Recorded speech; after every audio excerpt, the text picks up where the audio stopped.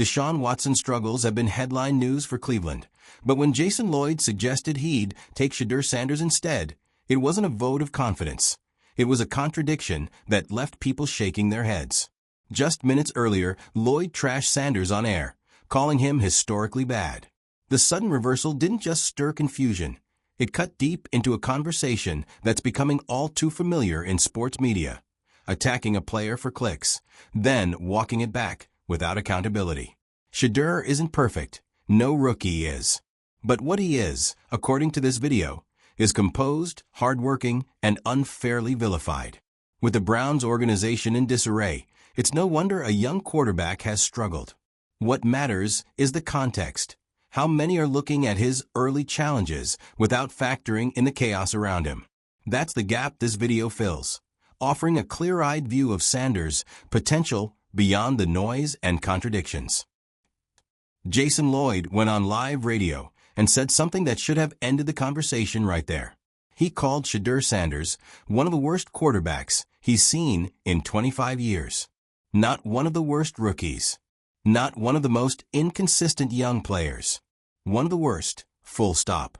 That's the kind of statement that's supposed to carry weight because it's framed as experience talking. If you're into the real story and all the messy twists they don't show on highlight reels, go ahead and subscribe. And if you're sticking around to see how this Browns QB chaos plays out, you should definitely be subscribed. Decades of watching football. Decades of evaluation. A definitive judgment delivered with confidence. The problem is that confidence only works if the argument behind it holds together. And in this case, it didn't even survive the same. Because minutes later, Lloyd turned around and said that if he had to choose a starter for the Browns right now, he would take Shedeur Sanders over Deshaun Watson. Same breath, same platform, same analyst. Those two statements cannot exist together without canceling each other out. You can't say someone is among the worst quarterbacks of the last quarter century and then immediately say you'd start him over a former franchise quarterback. That isn't analysis. That's Shedeur Sanders didn't respond with theatrics. He didn't fire off a viral rant. He didn't escalate the situation. He did what he's done consistently since arriving in the league. He kept working and let the tape speak where it could. That restraint matters because one of the main claims floating around him is that he brings baggage. Media baggage. Family baggage. Noise. But there's no evidence of that inside the building. No locker room blow-ups. No sideline scenes. No coaches calling him unmanageable. What exists instead is a rookie quarterback navigating one of the most unstable situations in football, while being judged as if context doesn't exist. Sanders has spoken calmly when asked about criticism. He hasn't blamed teammates. He hasn't pointed fingers. That doesn't fit the narrative some people want, but it fits the reality that keeps getting ignored.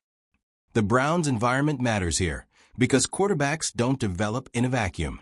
Sanders stepped into a team dealing with instability, inconsistent execution, and constant external pressure. Rookie quarterbacks struggle in stable organizations. In chaotic ones, the learning curve gets steeper. The production hasn't been clean. The touchdowns haven't piled up. The turnovers have been there. None of that is being denied. But calling that performance one of the worst in 25 years ignores both scale and context. It ignores that this is a limited sample size. It ignores that rookie mistakes are part of development. And it ignores that flashes matter when evaluating potential. There have been moments where Sanders showed mobility, arm strength, and the ability to make difficult throws under pressure. Those moments don't disappear just because the box score isn't pretty. This is where Lloyd's analysis completely collapses under its own weight. If Sanders is truly that bad, there's no justification for preferring him over Watson. If Watson is worse, then Sanders cannot logically be one of the worst quarterbacks in 25 years.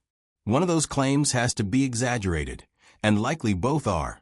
That's the problem with hot takes built for reaction instead of consistency. They're designed to sound definitive, not to hold up under scrutiny. Lloyd didn't walk back his initial statement.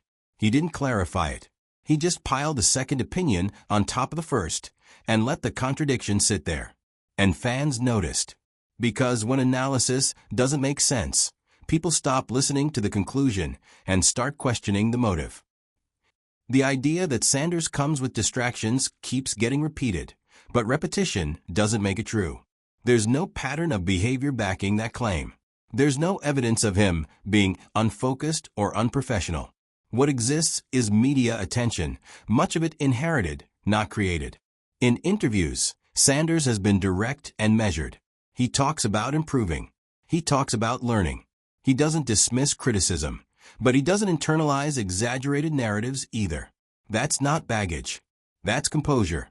Labeling him as a problem before he's had a real opportunity to settle into a stable system says more about the evaluator than the player. Rookie quarterbacks almost always struggle when thrown into dysfunction. Limited continuity, shifting expectations, and constant pressure don't create clean development paths. Sanders' situation fits that description exactly. Judging his entire future based on early struggles ignores decades of quarterback development history. It ignores how often young players need time, structure, and consistent coaching to show who they really are. The flashes matter because they show what could exist if the environment improved. Dismissing those flashes because they don't happen every drive is how teams and analysts miss on players. Watson's presence in this conversation isn't about comparison as much as it's about contradiction. Lloyd invoked Watson to elevate his point, but ended up undermining it. Choosing Sanders over Watson suggests Sanders offers something Watson currently doesn't, whether that's mobility, upside, or simply fewer limitations. That admission alone should have forced a recalibration of the original take. Instead, it exposed how loosely the labels were being thrown around. If Sanders is preferable in any meaningful way, then calling him historically awful becomes indefensible. This is where media narratives do the most damage.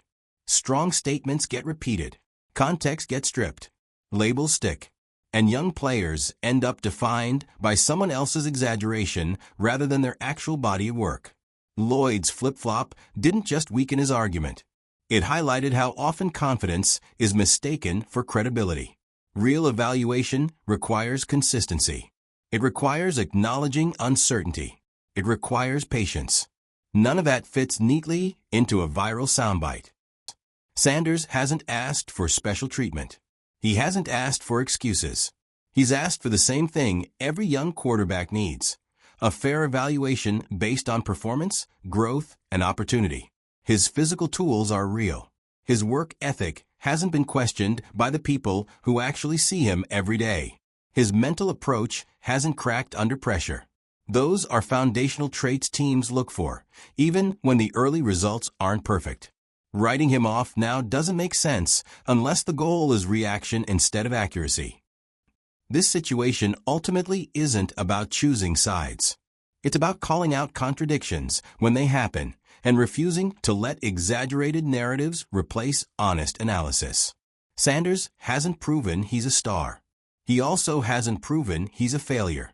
What he's proven is that he deserves time, structure, and consistency before being labeled. If you think that's unreasonable, then ask why contradictory takes are being defended instead of questioned. If you care about fair evaluation instead of hot takes, let that be known. Share your thoughts, join the discussion. And if you want more breakdowns that challenge lazy narratives, make sure to support the channel by liking, subscribing, and passing this along to someone who's tired of contradiction being passed off as analysis. Every rookie quarterback is judged under a microscope. That's nothing new. But what's happening with Shedeur Sanders goes beyond standard critique. It's performative. It's calculated. It's an effort to discredit potential before it even has time to take shape. And when that kind of narrative starts early, it follows players long after the facts change. Sanders has never asked to be the story. The media spotlight followed him from college, yes, but he's never been the one feeding into it. The hype didn't come from his words. It came from others. And now that the NFL version of him is learning in real time, it's being used against him. He's too visible to fail quietly. So instead, people are lining up to declare his failure before he's even had a chance to succeed. Let's not ignore what he stepped into. The Browns have been a carousel of instability for years. Coaching turnover, locker room drama, front office noise. It's all part of the franchise's recent DNA. Any quarterback coming into that environment is inheriting more than a playbook. They're inheriting dysfunction. So when a young quarterback is thrown into that mix, without continuity, with limited weapons, and expected to carry the team, of course the numbers won't look good. That's not unique to Sanders. That's what happens when potential meets chaos. That's what happened to plenty of QBs before him who didn't have to carry the media baggage label at the same time. It's always easier to blame the most visible piece, but it's rarely the most accurate. Jason Lloyd didn't just say something outrageous. He said something revealing. Not about Shedeur Sanders. About how the media sometimes works. In that single, he showed how quickly narratives are shaped, discarded, and reshaped depending on what sounds bold enough to trend. One moment, it's "this is the worst quarterback I've seen in 25 years. The next, it's "I take him over Deshaun Watson." And we're supposed to treat both statements like they hold the same credibility? That's not how responsible analysis works. That's how media personalities feed algorithms. You don't get to lob a career-damning take and then try to pivot to nuance in the same breath. That's not covering your bases. That's exposing your inconsistency. Let's talk about what it means to compare Sanders to Deshaun Watson in this moment. Watson isn't exactly thriving.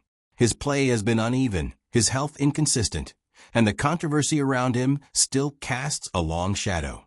So saying you'd pick Sanders over Watson isn't just a side comment. It's a complete reversal of expectations.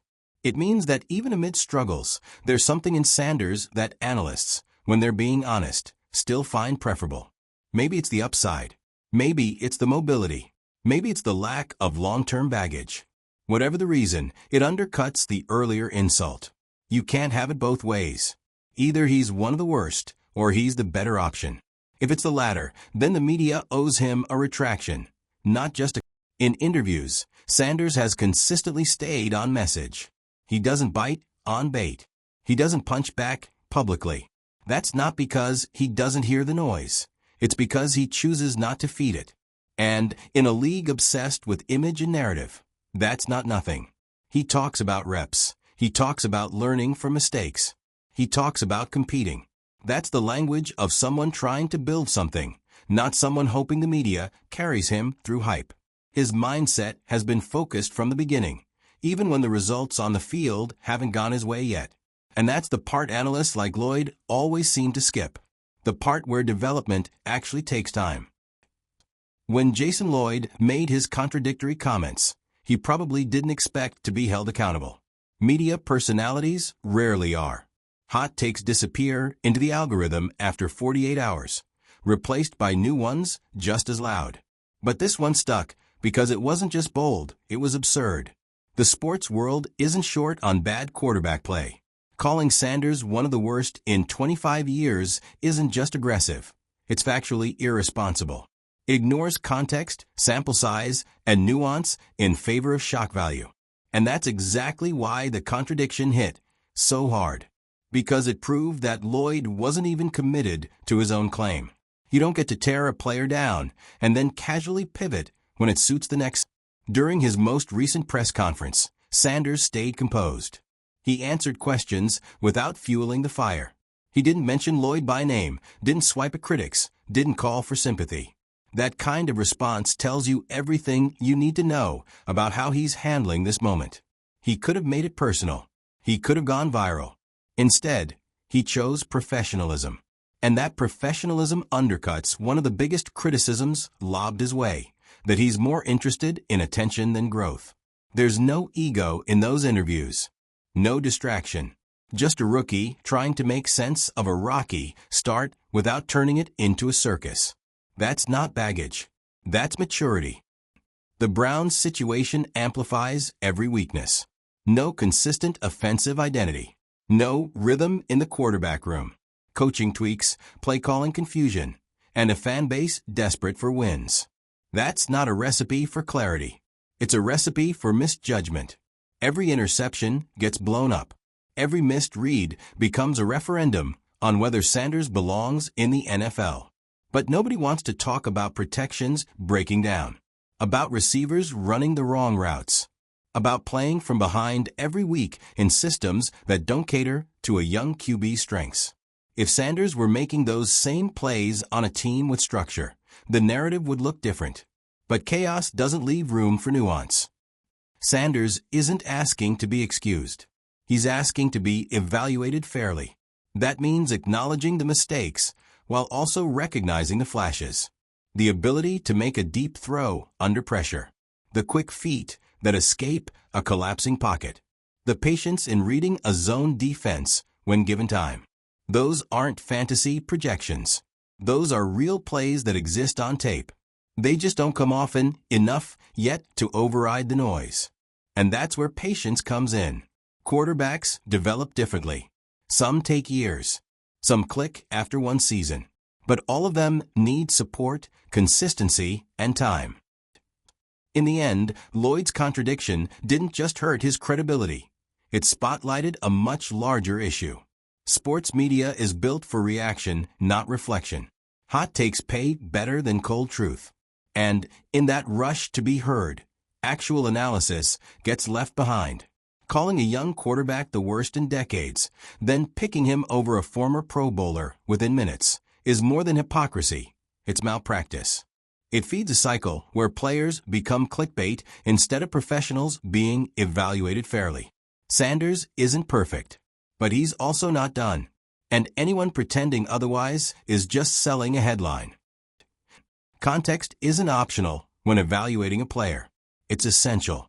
And if you strip that away from Shedeur Sanders' situation, you're left with a skewed view that doesn't come close to telling the full story.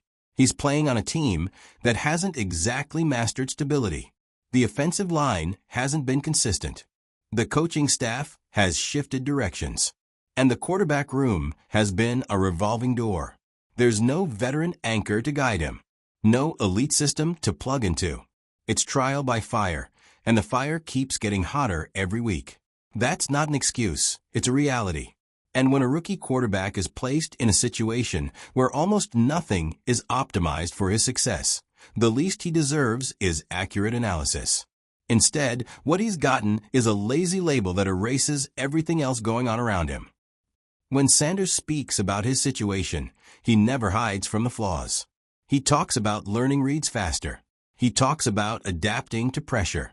He knows what the job demands, and he's never pretended that progress is supposed to be easy. But what separates him from a lot of young players is his ability to stay grounded through the noise. He's had every reason to react, whether it's being called out on national radio or being blamed for losses that aren't solely on him. But he keeps it steady. No theatrics, just growth. And that's not something you can teach. That's a mindset. That's a quarterback trying to get better every week, even when the system around him is still catching up. Jason Lloyd's contradiction became the headline, but it also became a case study.